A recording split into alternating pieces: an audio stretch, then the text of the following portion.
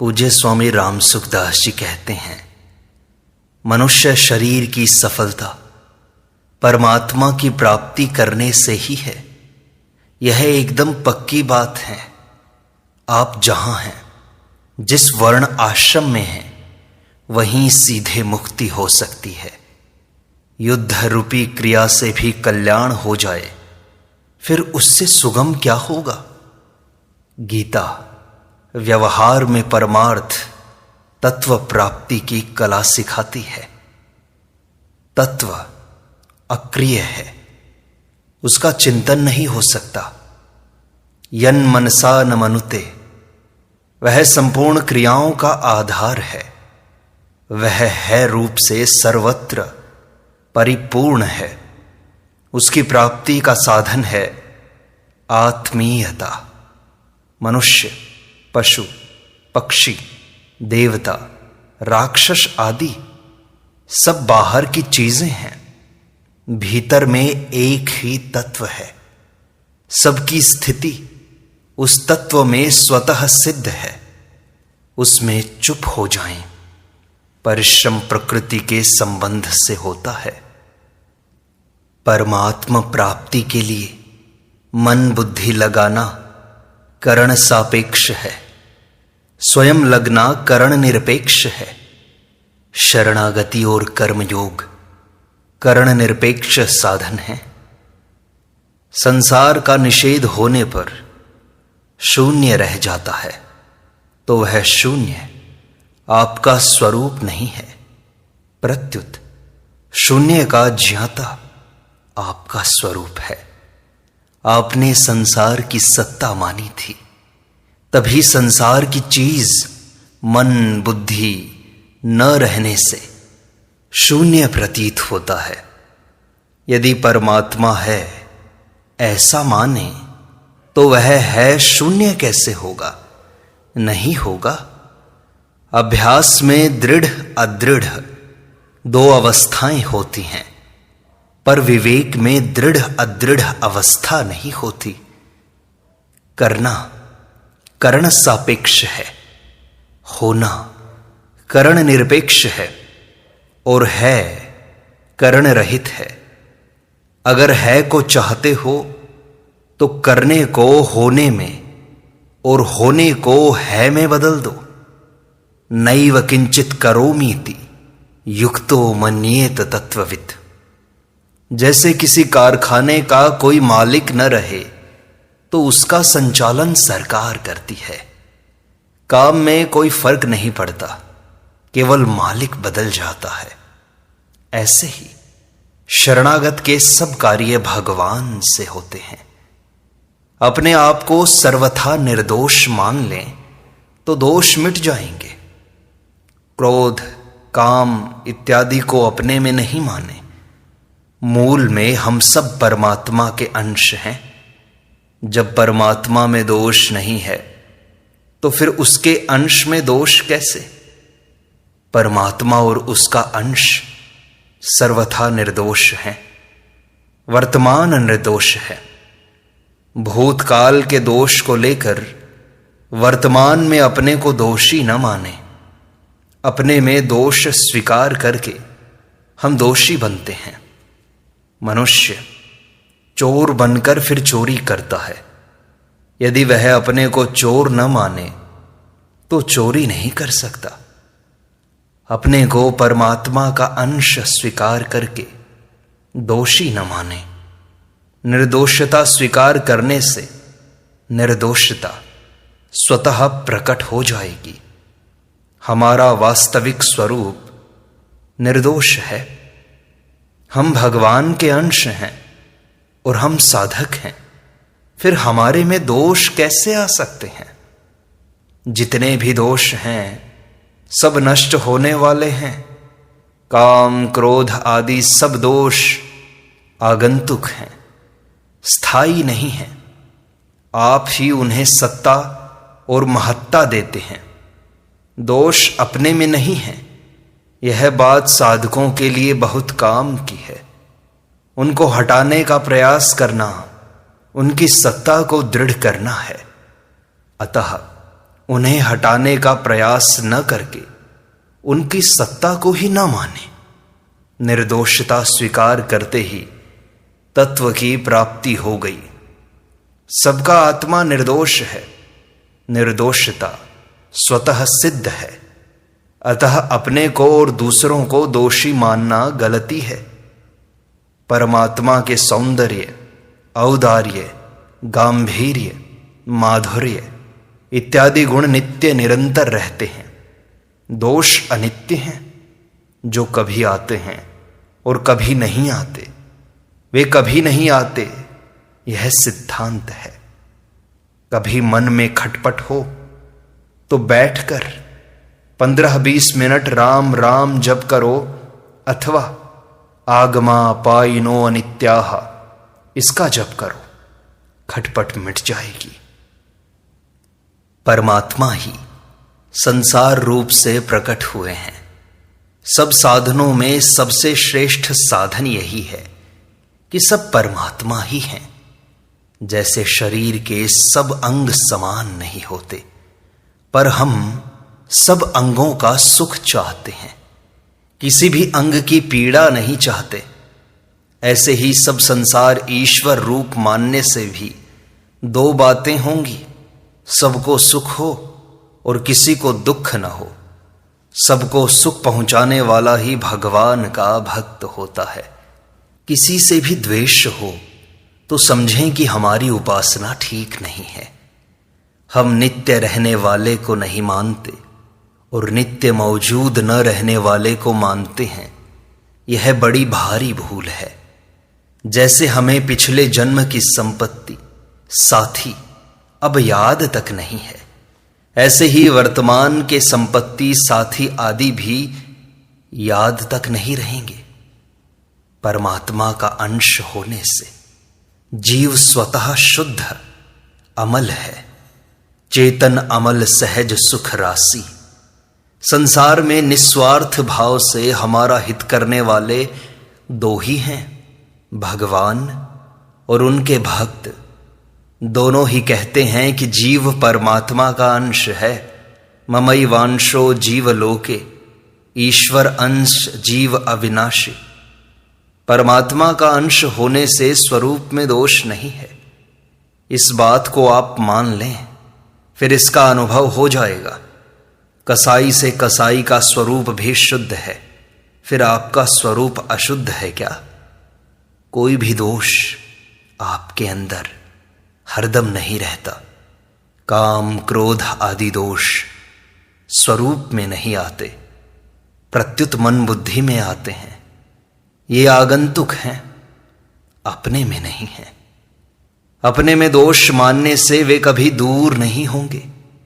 इनको अपने में मानकर हटाने का प्रयत्न करने से ये और दृढ़ होते हैं। दोष आते हैं शरीर को मैं और मेरा मानने से। अगर इन दोषों का आना न मिटे तो भगवान से प्रार्थना करो, हे नाथ, हे नाथ, मैं आपको भूलूं नहीं, मेरे सारे दोष मिटा दो। ऐसे पुकारो भगवान को। लक्ष्मी उसको चाहती है जो केवल भगवान को चाहता है, अथवा जो कुछ नहीं चाहता। जो अपने लिए कुछ नहीं चाहता उसका प्रबंध लक्ष्मी करती है। लक्ष्मी तो मां है, मां को बेटे की चिंता रहती ही है। जो पदार्थों के दास होते हैं वे भगवान के भक्त नहीं हो सकते। जो कोई भी इच्छा नहीं रखते उनके पास आने के लिए लक्ष्मी लालायित रहती है। मनुष्य की महिमा तत्व प्राप्ति में है। तत्व प्राप्ति नहीं की तो शरीर की महिमा है क्या? कोई वस्तु अच्छी हो या बुरी हो उससे फर्क नहीं पड़ता। उसका सदुपयोग या तो अच्छा होता है या बुरा होता है। अपने को शरीर मानना और शरीर को अपना मानना प्रमाद है, और प्रमाद ही मृत्यु है। जानते हुए भी न मानना प्रमाद है। तत्वबोध के बाद होने वाला द्वैत अद्वैत से भी सुंदर है। तत्वबोध के पहले साधन भक्ति है और तत्वबोध के बाद साध्य भक्ति है। वही साध्य भक्ति आरंभ से ही हो सकती है।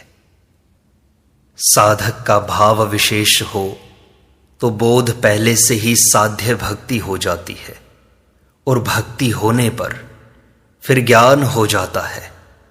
श्रीमद् भागवत में ज्ञान और वैराग्य को भक्ति के बेटे कहा है। वह साध्य भक्ति भगवान से मांगनी चाहिए।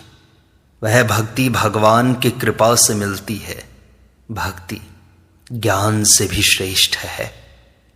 संसार के पहले भी परमात्मा थे, बाद में भी परमात्मा रहेंगे और बीच में भी परमात्मा ही हैं। इस विषय में साधक को केवल सावधान रहना है। अनुकूलता प्रतिकूलता को देखकर राजी नाराज नहीं होना है। भगवान संसार मात्र के बीज हैं। जैसे मयूरी के अंडे में अनेक रंग होते हैं, ऐसे ही भगवान विलक्षण बीज हैं जिनसे अनेक प्रकार की सृष्टि पैदा होती है। गीता अर्जुन को 2 बार भी नहीं मिली। दोबारा भगवान ने अनुगीता कही, परंतु हम कलियुगी जीवों को वह गीता बार बार पढ़ने सुनने को मिल रही है। आपके भीतर जानने की लगन पैदा हो जाए तो पेड़ों से दीवारों से भी शिक्षा मिल जाएगी। लोग कहते हैं कि गुरु नहीं मिलता। मैं कहता हूं कि चेले नहीं मिलते। भूख व भोजन, प्यास व जल में एकता है। भूख के बिना भोजन में रस नहीं आता। भूख भोजन की सत्ता को और प्यास जल की सत्ता को सिद्ध करते हैं। भोजन न हो तो भूख लग ही नहीं सकती। जल न हो तो प्यास लग ही नहीं सकती। भूख की पूर्ति भूख से, अभाव की पूर्ति अभाव से कैसे होगी? सत की चाहना असत से कैसे पूरी होगी? समझो तो। संसार अभाव रूप है, अर्थात यह भाव रूप परमात्मा की भूख है। भाव रूप से अर्थात सत्ता रूप से एक परमात्मा ही है। ना सतो विद्यते भावो, ना भावो विद्यते सतः। हमारे भीतर परमात्मा की भूख है रूप परमात्मा में स्थित होने से पूर्ति हो जाती है।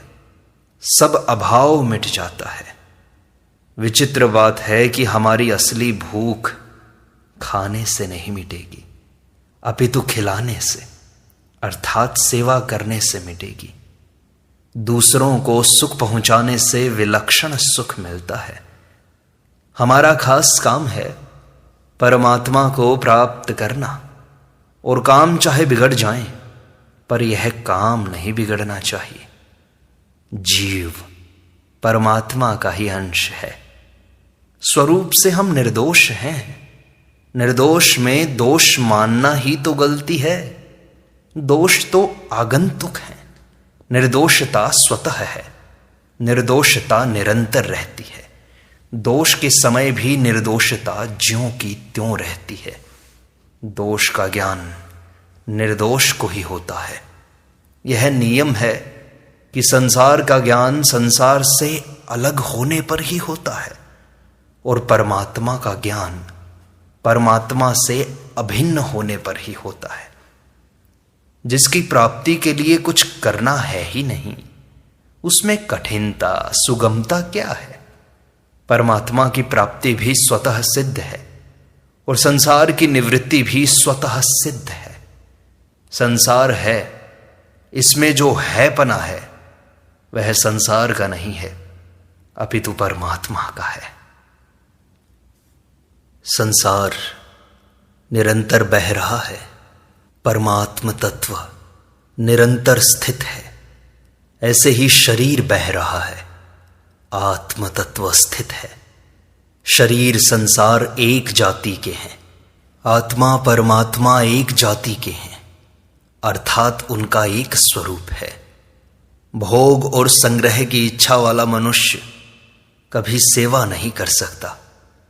वह लेता अधिक है, देता कम है। जो जीना हमें अच्छा लगता है वह प्रतिक्षण नष्ट हो रहा है। मौत प्रतिक्षण नजदीक आ रही है। संसार की तरफ हमारी जैसी रुचि हो रही है वैसी परमात्मा की तरफ नहीं हो रही है। भोग प्यारे लगते हैं, दशा क्या होगी? मनुष्य शरीर तीनों गुणों से अतीत होने के लिए मिला है। यह भोग भोगने के लिए नहीं है। भोगों में, सुख सुविधा में दृष्टि रहेगी तो गुणातीत कैसे होंगे? हमारा प्रापणीय तत्व क्या है, यह विचार तो करें। जो सबको प्राप्त हो सकता है वही हमारा प्रापणीय तत्व है। परमात्मा सबको मिल सकता है और सदा के लिए मिल सकता है। जो सबको मिले और सदा के लिए मिल जाए वही तत्व तो हमारा है।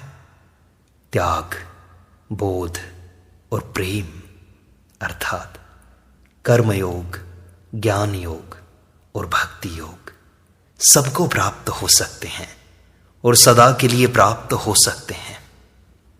एक बड़ी भारी भूल होती है कि हम यहां के लोगों को, यहां की वस्तुओं को अपना मान लेते हैं। जैसे रोज थोड़े समय के लिए सत्संग मिलता है, ऐसे ही 84 लाख योनियों में भटकते जीव को थोड़े समय के लिए मनुष्य शरीर मिलता है। इस थोड़े समय में भी बहुत बड़ा काम हो सकता है। मनुष्य के लिए 2 बातें खास हैं, भगवान को याद करना और सेवा करना। लेने से चीज घटती है, देने से चीज बढ़ती है। सेवा करने वाले को कमी नहीं रहती। सूर्य को चंदन चढ़ाओगे तो आपके ऊपर चंदन पड़ेगा, धूल फेंकोगे तो आपके ऊपर धूल पड़ेगी। लोग ऐसी शंका करते हैं कि जो पाप करते हैं वे तो सुख पाते हैं, पर जो धर्म पर चलते हैं वे दुख पाते हैं। ऐसी ही शंका द्रौपदी को भी हो गई थी। युधिष्ठिर ने द्रौपदी को बताया कि धर्म का पालन सुख के लिए नहीं किया जाता। धर्म का पालन करना तो मनुष्य मात्र का कर्तव्य है, मनुष्यपना है। जो सुख के लिए धर्म का पालन करते हैं वे धर्म के तत्व को नहीं जानते। पूर्व कर्मों के अनुसार सभी सुख भी पाते हैं और दुख भी पाते हैं। जो धर्म की रक्षा करता है, धर्म उसकी रक्षा करता है। धर्मो रक्षति रक्षितः। वस्तु, परिस्थिति इत्यादि में सुख नहीं है, प्रत्युत उसके सदुपयोग में सुख है। सुख में कम कृपा होती है, पर दुख में अधिक कृपा, शुद्ध कृपा होती है। अन्याय करने वाला मनुष्य तो अपने पुण्य काट रहा है और पशु अपने पाप काट रहा है। संसार का वियोग नित्य है, संयोग अनित्य है।